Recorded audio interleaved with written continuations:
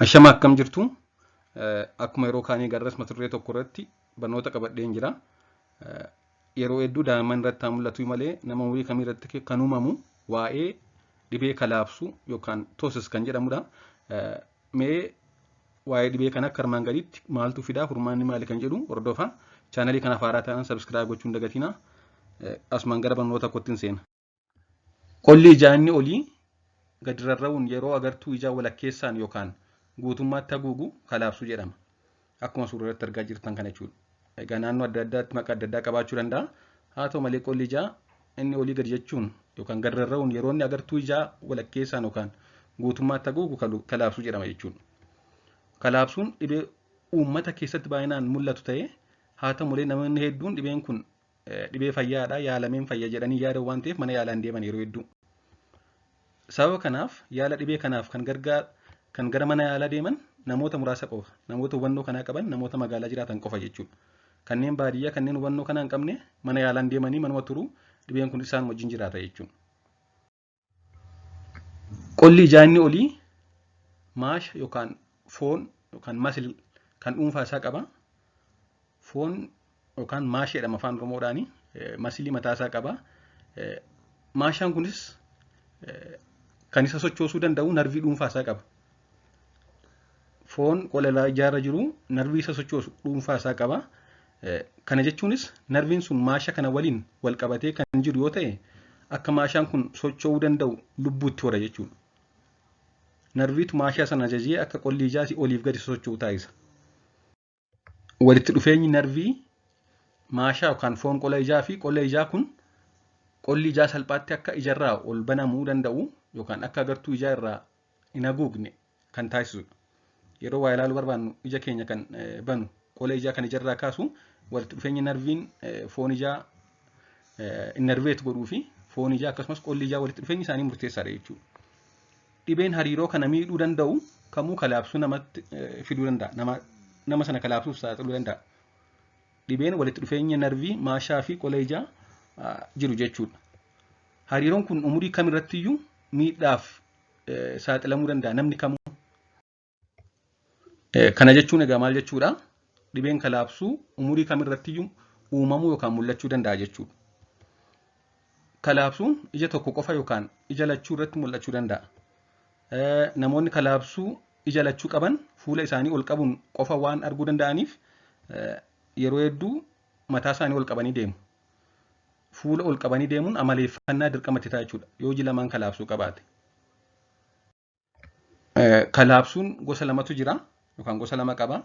Kalaabsuu dhalootaan dhufuu fi kalaabsuu erga namni guddatee dhufu jedhamanii bakka lamatti qoodamu. Kalaabsuun dhaloota yookaan ijoollummaan jalqabu konjeniitaal toosis jedhama. Kalaabsuun dhaloota irraa kaasuun mul'achuu danda'an kun egaa maashaan qola ijaa hin uumamin yoo hafe yookiin maashaan kunii fi qolli ijaa otoo waliin qabatin yoo hafe yoo kanaan dhalatan uumama. Kalaabsuun erga namni guddatee dhufu immoo acquired toosis kan jedhamu kan uumamu kan waliin qabanne uumama wajjin kan waliin qabanne rakkoo uumamaa kan hin taanee fi ka'umsi isaa yeroo waan adda addaa ta'uu danda'a. Mee ka'umsi erga dhalatanii booda erga guddatanii booda kalaabsuu fidan waan hedduudha isaan akka armaan gadiitti ilaalla. Akkuma amma jenne kalaabsuu gosa lamatu jira jenneerra. Tokko kan dhalootaan dhufu daa'ima yeroo dhalatu kan qabaatuu fi lammaffaan immoo erga namni guddatee booddee kan dhufudha. Erga namni guddatee booddee kalaabsuun dhufu ka'umsa jalqabaa dulluma ta'uu danda'a. Haguma umuriin dabalaa deemu carraan wal gadhiisuu qola ijaa fi maasha ijaa yookaan foon ijaa dabalaa deemu. Kun immoo kalaabsuu fida jechuudha. Kan lammaffaa lamshaa'uu narviidha yookaan paaraalisis jedhamu. Lamshaa'uu narvii yookaan paaraalisis kan jedhamu kun kan fiduu danda'u dhibee sukkaaraa, dhibee dhiibbaa dhiigaa, dhibee hiita sammuu keessatti ba'u, ixii yookaan dhiitoo sammuu keessatti ba'u kun fiduu danda'u jechuudha. Paaraalisii narvii qola ijaa. Akkasumas immoo dhibee bututa maashaa yookaan mastaniyaa gireevis kan jedhamu namoonni dhibee kana qaban ganama salphaatti ija ofii banachuu danda'u. Haa ta'u malee yeroo aduun dhiyaa deemu garuu kalaabsuu qabaataa deemu. Iji banamuu didaa deema jechuudha namoonni dhibee mastaniyaa gireevis qaban. Inni gara biraan rukkuttaadha yookaan tiraawomaa. Rukkuttaan adda addaa yoo qola ijaarra ga'e. Rukkuttaan naannoo ijaa fi mataa mudatu kalaabsuu fiduuf sababa ta'uu danda'a. Rukkuttaan kun narvii laamshessuu danda'a. Maasha yookaan foon micciiruu danda'a. yookaan qola ijaa fi maasha isaa addaan kutuu yookaan adda baasuun dhibee kalaamsuu namatti fiduu danda'a. Garbiraan hiitoo qola ijaarra jiru eyelid masses qola ijaarratti yoo hiitoon adda addaa ba'e hiitoon guddaan qola ijaarra yoo jiraate qola ijaa kanatti ulfaachuudhaan dandeettii maasha qola ijaa dadhabsiisuudhaan kalaabsuu namatti fiduu danda'a. Yoo qola ijaa irratti dhiitee jirate jechuudha dhiitoon adda addaa. Yoomii fi akkamiin yaalamuu danda'a kan jedhuu fi inni jalqaba hordoffiidha. Osoma yaalan barbaachisin observation bichaa hordoffii mataasisuu. Hordoffiin kan barbaachisuuf kalaabsuu carraa fooyya'uu qaban yookaan carraa fayyuu qaban isaan akkasii fi osoo waa tokko yaalliin godhamiin hordoffii bichaa godhama hanga waan sun fayyutti.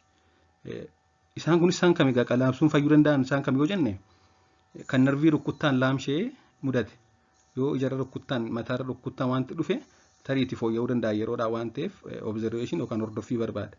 Garbiraan dhibee sukkaaraa fi dhibee dhiibbaa dhiigaa kanneen qaban hypertension kan qaban sukkaara sana to'achuudhaan dhiibbaa dhiigaa gad buusuudhaan fooyya'uu danda'a.